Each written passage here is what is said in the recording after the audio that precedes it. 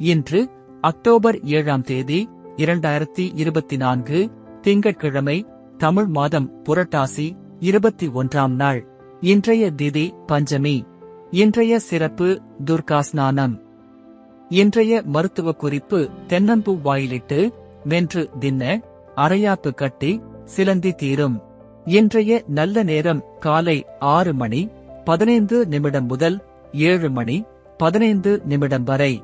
மாலை 4 மணி 45 நிமிடம் முதல் 5 மணி 45 நிமிடம் வரை.